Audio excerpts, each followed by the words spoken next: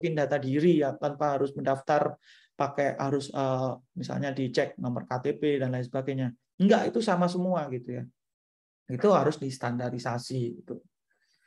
Lalu aktivasi juga gitu ya. Internet sudah beli, perlu ada teknisi yang datang untuk memasang internetnya. Itu juga ada aplikasinya.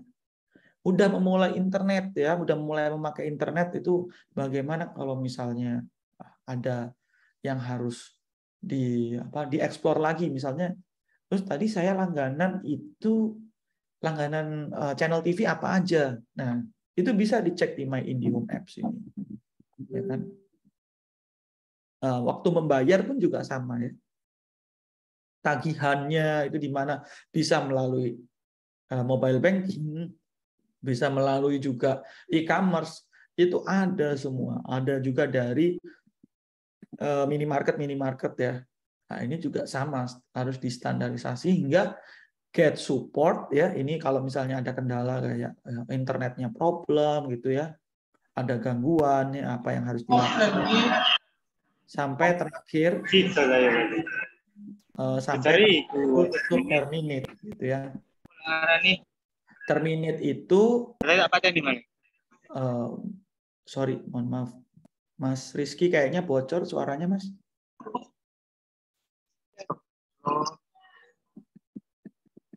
Oke, dah. Sip. Saya lanjut ya, untuk terminate itu ketika orang udah berhenti berlangganan. Gitu ya. Oke. Nah, seperti itu gitu ya. Kalau udah berhenti berlangganan, apa yang harus dilakukan gitu ya. Oke, saya lanjut dulu rekan-rekan. Nah, ini tadi yang related to NPS ya. Ini tadi align-kan atau dicoba dikorelasikan dengan feedback dari customer gitu ya. Secara bottom up. Jadi kalau secara bottom up itu berarti kita melakukan survei ya. Jadi ini profilnya complaint rate di digital media serta performansi NPS dari Telkom berdasarkan yang tadi rekan-rekan. Jadi customer journey-nya. Ini contoh ya. Waktu explore gitu, kita mendapatkan data apa aja. Ini yang perlu teman-teman catat supaya apa? Supaya bisa improve ya. Waktu explore ternyata apa? Ternyata ketika sales atau ketika dari Telkom sendiri bilang mempromosikan beli IndiHome atau beli internet di Telkom gratis telepon gitu ya. Gratis telepon. Misalnya 100 menit gitu ya. Nah, sekarang siapa yang masih pakai telepon rumah misalnya kayak gitu ya. Ternyata itu tidak menarik gitu. Ternyata itu tidak menarik. Atau ini juga kurangnya informasi, tidak lengkap gitu ya. Kenapa tidak lengkap? Karena orang-orang berasumsi pasang internet di mana saja bisa gitu. Padahal sebenarnya kita kalau membuka aplikasinya My IndiHome itu bisa dicek ini alamatnya Bapak Ibu atau rekan-rekan mahasiswa sekalian, di situ udah tercover belum sama jaringannya Telkom misalnya kayak gitu ya. Seperti itu. Ini juga ini ada promo IndiHome yang kurang menarik misalnya karena mungkin kompetitor promonya lebih menarik. Dan inti dari sini itu semuanya kita bisa melihat nih. Oh, waktu membeli tidak tahu kalau misalnya ada batasan kuota. Nah, ini kadang-kadang belum ada campaign dari Telkom misalnya ya. Yang masif yang mengedukasi pasar bahwa sebenarnya memang kalau pakai WiFi ya itu rekan-rekan sekalian itu ada batasannya walaupun itu nggak disebut ada limit ya. Disebutnya kalau di broadband itu namanya fair usage policy. Jadi kalau Bapak Ibu sudah atau rekan-rekan sekalian sudah mengakses lebih misalnya dari 500 giga, nanti akan ada tuh speednya akan dikurangi gitu ya. Jadi lebih memprioritaskan yang lain gitu ya. Kalau nanti sudah lebih lagi, nanti speednya juga akan kurang gitu ya. Jadi itu ada namanya fair usage policy gitu. Supaya lebih fair gitu ya. Supaya lebih fair. Itu. Terus ini ada nih, untuk modemnya harus sewa, padahal mungkin ada yang ingin beli gitu ya dari customer Telkom. Udahlah, saya nggak mau ribet sewa modem, mending saya beli atau pakai modem sendiri. Kayak gitu misalnya. Nah, misalnya ini Ini yang perlu diperhatikan, dan kalau Bapak Ibu punya bisnis itu harus aware dengan ini ya. Customer journey dan juga feedback-nya serta NPS-nya. Nah, ini contoh sosial media activities ya, sosial media activities yang ada di Telkom ya. Ada website, kita juga melakukan Google Ads nih di sini ini. Ini iklan ini itu Telkom bayar ke Google. Setiap kali ada orang klik ini, Telkom bayar. Gitu. Kalau nggak ada yang ngeklik, ya nggak bayar gitu ya. Itu biasanya kalau Google AdWords kayak gitu.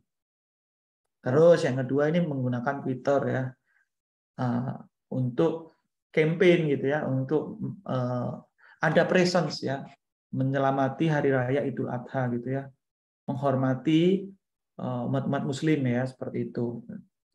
Ada juga kita di sosial media ini di Instagram ya, bahwa Telkom itu sekarang jadi task force di B20 gitu ya. Nah, teman-teman, ini yang paling penting juga kalau kita ingin berperilaku di sosial media ataupun kita ingin menggunakan sosial media untuk berbisnis ya. Itu adalah yang namanya sosial media itu dua arah. Dua arah itu jadi harus siap bahwa nanti akan dikomen ya. Di komen yang mungkin nggak relevan. Misalnya ini ngomongin B20 tapi ini internet saya kok macet ya. Saya nggak bisa buka TikTok ini. Misalnya ya ini. Terus ini kenapa internet saya gini gitu ya. Kenapa kok nge-lag terus ya padahal sudah segini. Nah, itu harus di-address oleh teman-teman. Kalau misalnya itu nggak kita tanggepin, orang akan wah ini ternyata nggak care, cuman pakai sosial media cuma biar ada aja gitu ya. Nggak mau dua arah. Nah, itu yang malah bahaya. Terus ini juga untuk mengedukasi customer gitu ya. Kita harus pilih nih siapa yang tepat untuk melakukan itu. Nah, kebetulan ini kerjasamanya dengan Tretan Muslim ya kalau Telkom ya, dengan MLI Management gitu ya. Nah, di sini ada nih podcast gitu ya. Ini sebenarnya supaya apa? Supaya orang-orang lebih tahu sih tentang internet itu seperti apa. Misalnya kalau akan melakukan penambahan speed internet gitu, apa yang terjadi gitu. Terus kalau misalnya nih Telkom gangguan ya, Telkom gangguan itu sebenarnya yang gangguan itu apa sih gitu ya? Telkom nggak ngapa-ngapain itu juga bisa gangguan loh teman-teman. Maksudnya kita nggak salah apa-apa ya, tiba-tiba ada kapal yang jangkarnya jatuh, kena submarine cable, gangguan nih satu area region gitu ya. Itu yang masif gitu ya. Kalau di Telkom kita sebutnya gamas. Kalau yang nggak masif, paling gampang misal ini di dinas ada dinas PU melakukan penggalian gitu ya di depan, digali gitu, tapi kebetulan lupa menginformasikan Telkom, nggak tahu bahwa di sana ada tempat fiber optiknya Telkom. Kena, kalau teman-teman tahu fiber optik itu kan kecil ya, dan itu kena sedikit ada potongan itu udah pecah ya. Kalau pecah itu redamannya tinggi dan intinya itu bikin koneksi hilang ya. Nah, itu aja kayak gitu itu bisa bermasalah. Bahkan sehingga apa supaya bisa menjaga ya, supaya bisa menjaga sampai ada PIC khusus yang itu harus tahu kapan Dinas PU melakukan perbaikan jalan atau dari PDAM melakukan perbaikan pipa air atau listrik juga itu sampai harus tahu ya dari Telkom. Supaya apa? Supaya benar-benar menjaga ini internetnya nggak sampai jatuh gitu. Atau bahkan juga ada pekerjaan yang sampai di regional itu menunggui orang-orang yang melakukan penggalian itu. Soalnya yang melakukan penggalian nggak care juga dengan apa yang ada di situ kan. Nah, itu yang hal-hal yang seperti itu yang sebenarnya itu remeh-temeh tapi ternyata efeknya drastis gitu ya. Kalau ini contoh ya, contoh-contoh aja tentang aplikasi ya, aplikasi di Telkom gitu ya. Terus ini aplikasinya di Google Play Store seperti apa, udah ada 5 juta yang download, sudah ada review seperti ini. Dan ini selalu dimonitor oleh teman-teman yang ada di Telkom gitu. Kalau reviewnya turun, apa yang harus dilakukan gitu ya. Nah, ini sebagai contoh YouTube ya, ini dengan Dustin ya, Tretan Muslim dengan Dustin gitu ya. Oke, mungkin sampai di sini ya kalau studi kasus IndiHome ya. Sebelum saya lanjut ke studi kasus produk digital, mungkin ada pertanyaan dari rekan-rekan mahasiswa.